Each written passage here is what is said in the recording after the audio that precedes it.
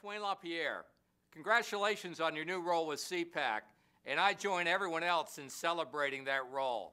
We've known each other a long time, and I know you're a leader, I know you have great values, and I know you're going to accomplish great things. You're also one of the real good guys in town, and that means a lot. So congratulations, you're going to do great things for our country. Well, I'm a chairman that was born after the creation of the organization, so there's a real generational change. The reason I've been involved in politics is to get the right policy outcomes, to try to make a difference with the country. And I do think that the country is looking for new voices. Well, he was always what I call a good kid, but that's a mother's perspective. Responsible, hardworking, seemed to love his family. But most of all, Matt was determined and still is extremely determined. If he believes in something, he's going to defend it to the end. I think as a family, we all learned that wherever you are, whatever trials you have, you pick up your stuff and you go. Put your faith in the Lord, turn it over, and move on. My first kind of intellectual framework on what it meant to be a conservative had a lot to do with William F. Buckley. It was in college, sitting through class after class with sometimes very liberal professors and hearing their strange perspective on the world. And I was realizing what it really took to get by, what it took to make ends meet, and what really made sense. And it just seemed crystal clear to me. First got to meet Matt when he was working over at the White House. Matt's a good chairman for the ACU because he understands how integrated the conservative message is. Chris, you know, he's kind of doing a different thing right now. You can get that one from anybody. Okay, good. And don't knock me. You'll never be back. Oh, I'm so sorry. Matt Schlapp has impeccable conservative instincts, and he's also a public servant at heart. So taking on the ACU chairmanship, I think, was a perfect opportunity for him to continue to advance conservative causes. If you took the values of somebody like Mercy, who grows up as a Cuban American in Florida, and match that with somebody from the Midwest, from Kansas, you almost have the perfect match. Out of September 11th, which was just a terrible day for our country, terrible day for the world, people woke up and people grew up. I think our country grew up. I know for me, it changed my life in an instant. On 9/11, Matt and I were both working at the White House. The Secret Service came in and basically said, you need to leave as quickly as you can. She ran her way, I ran my way. It was pretty much melee in the White House. And I remember thinking there was only two things I wanted to do. I wanted to call my family and tell them I was okay, and I wanted to figure out where Mercy was. And finally tracked her down, and I realized at that moment that she was awfully special to me, and I wanted to spend the rest of my life with her. And I remember that evening, I said to him, like, what are we gonna do? He said, we're gonna get up tomorrow morning and go back to the White House and go back to work. And I remember at that moment, I was like, this is a man that just is strong, he's brave. And, you know, I just knew at that moment I wanted to be with him for the rest of my life. Favorite things to do every Christmas is to take all the Christmas cards that we get from friends and family and look at all the children that all of our friends have had, and then we rank them. But the thing that was amazing is that every other year there was another child, and now there are 2 dogs. And instead of being burdened with all these responsibilities, they are so joyous about having a big family. You know, there's something American about just finding their own unique way to move forward. And I look at the country today and I realize who we need to win. We can't have a third Obama term. If the center-right can be pulled together, it doesn't mean everybody's going to agree with each other, but if they can be pulled together in a political coalition, we actually could win a presidential election with a conservative. It's time for those folks that want to take their country back to work constructively together in order to get that goal accomplished.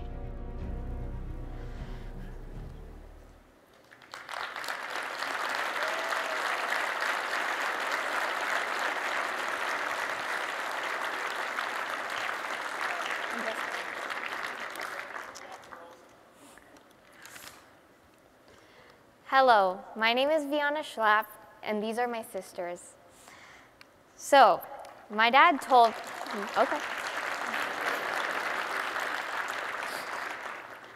So my dad told me that CPAC was heading in a new direction, but I thought he was going to buy me concert tickets to go see my favorite boy band, One Direction. That's a big difference. But anyways, I'm honored to be here in front of such a wonderful and conservative audience.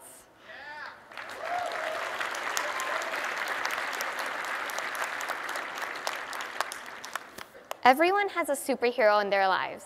Mine is my dad. He is such a great inspiration in my life. He has taught me the importance of loving God, loving others, and loving our great nation. He has also taught me that it is more important to give than to receive, and to always stand up for what I believe in. He has taught me that if I work hard, I can achieve my dreams. He reminds me that America is the greatest nation in the world, and that I should never take my freedoms for granted. But lastly, my dad has shown me that guys can watch endless reruns of Princess and Barbie movies too.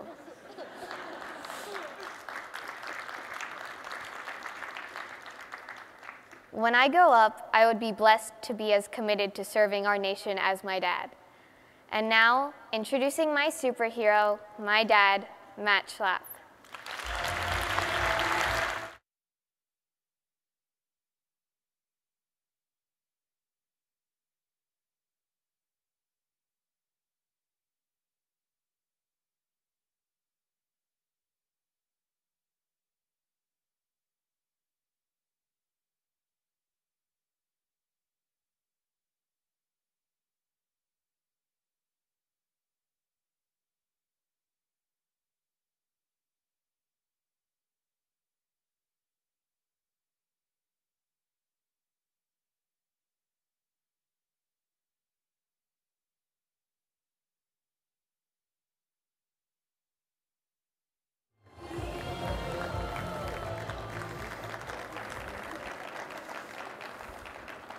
Okay, all you dads out there, I have to say, I'm scared to watch them grow up a little bit. You're beautiful girls, and Vianna, great job. I'm really proud of all of you, and thanks for being here. Thank you.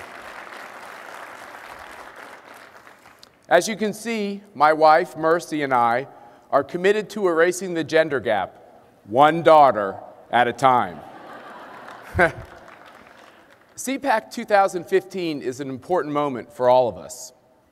And I want to thank my partners on this journey. Dan Schneider, our executive director. Yes. And Carly Fiorina, our foundation chair.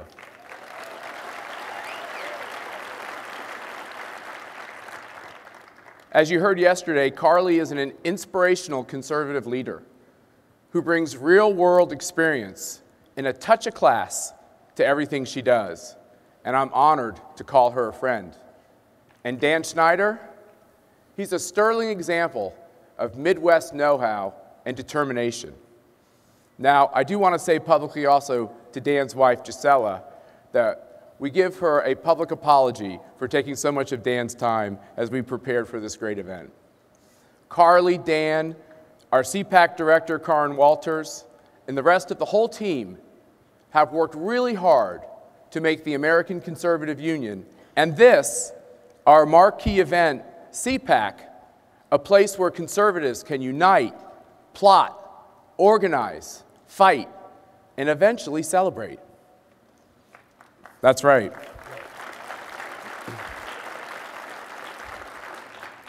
But not yet. I'm humbled to stand before you as the new chairman of the American Conservative Union.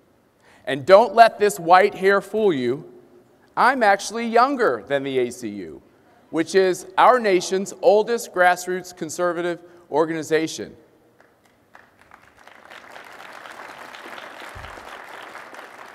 Yes, I have to tell you, it's your worst nightmare. The kids are in charge. We may be a new generation of conservative leadership, but don't worry. We still know how important it is that we cling to our religion and our guns.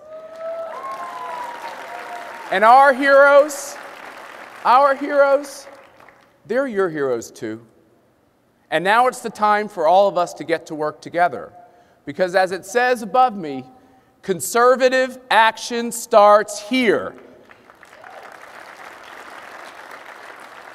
And just 2 days ago, that action started. Many of you participated in it. All of you have read about it.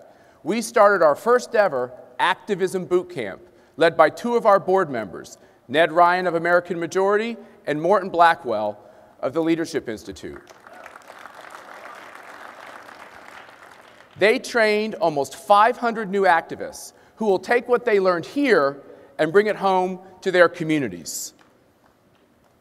And look, we all know politics is a lot of talk, but I assure you, at the American Conservative Union, we will insist on action.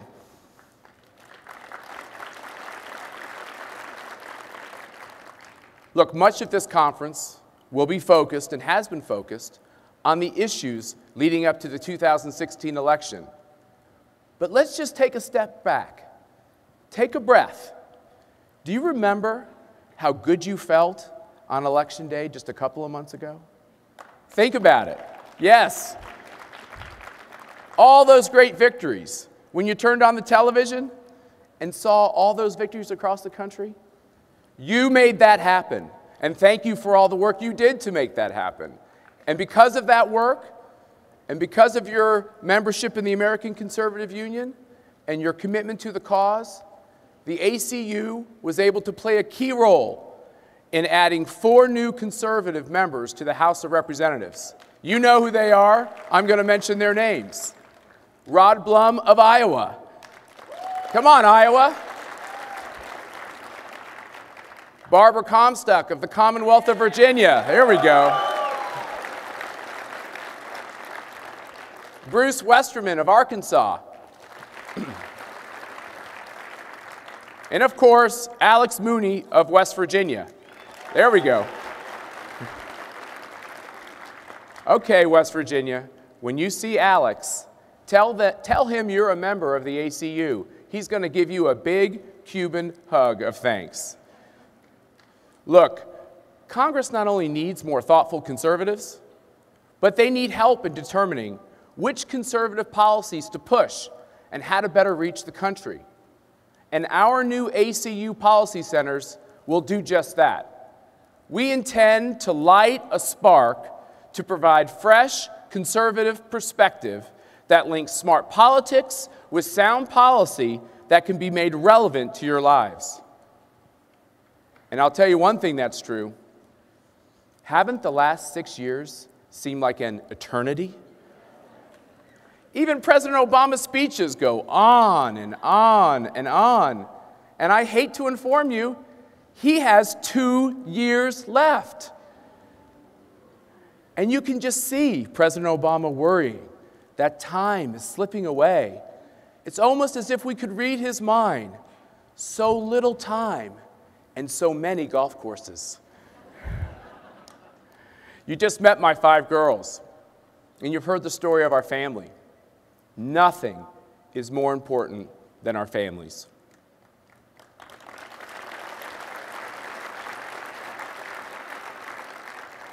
And this may come as a shock to you, but like all big families, we don't always disagree. Come over to our family and sit around our dinner table. You'll hear a lot of interesting discussion. And I want you to look around. Look around this big room, the biggest room in this big town. This conservative family that fills this room and surrounds this stage is made up of activists who approach politics with different priorities. For some, the priority is free markets, free trade, smaller government and lower taxes, and those are important things. For others, they look overseas and they're concerned about Islamic radicals and terrorists, and they worry about our security. Finally, others are guided by their faith and believe that our future can only be bright when we value all life, encourage strong families, and hold fast to our cultural traditions. This, my friends, all of you, we're a unique political coalition. And let me tell you, We're a winning coalition. We're a winning coalition. And let me tell you, if you're new to this movement and have joined us today, or you're watching from across the country, you're hearing about the debate we're having nationwide and also as a movement. If any of this is appealing to you, come join us, because we are going to be a winning coalition, and we're going to grow our numbers. And the fact is, we all know this, it's time for all of us to get the math right. We can't succeed if it's about subtraction, which leads to our division. It's got to be about addition. It's got to be about adding, so that our numbers can multiply. And for just a moment, as hard as it is, use everything you can muster. Let's forget about the occupant of the White House for just a moment. And let's think about our fellow Americans who are struggling every day, who consistently and courageously just make it work for their families.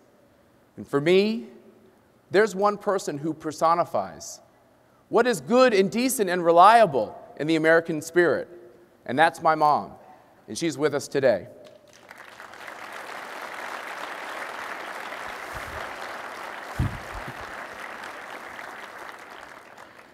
Like many kids, I had my struggles in my childhood, but my mom was always there. Mom, you were my rock. She held down a job, she took care of the home, she helped us with our homework, she drove us to endless after-school activities, and she was always there at the end of the day to give us counsel. And she did this all mostly on her own. You know, raising 4 kids wasn't easy for you, Mom, especially with me being there.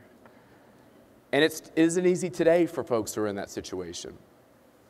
But Mom taught me some critical lessons, and I raise this because these lessons are important to us as we face what we're facing as a country.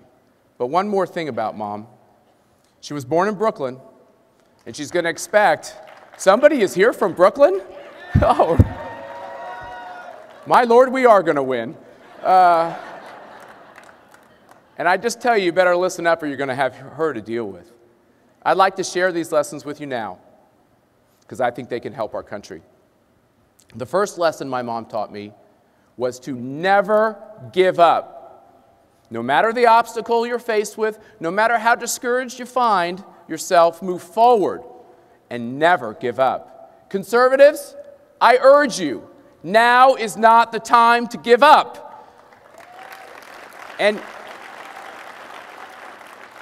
And stand up for yourselves and stand up for the country, even when it means taking on the rich and the powerful and the well-connected. Push back, give them hell, never be bullied, even when the bully is big government.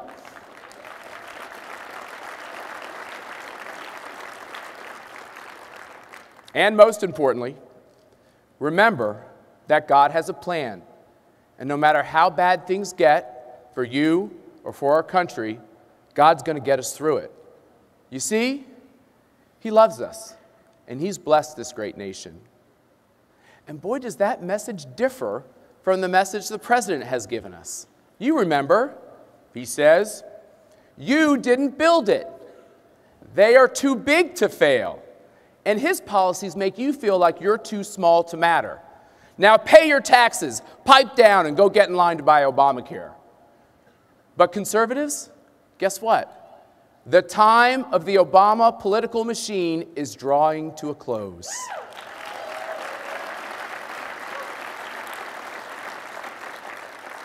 And help is on the way. And I can make you 2 promises, straight from my heart. You're going to hear from the next President of the United States right here from this stage during this CPAC.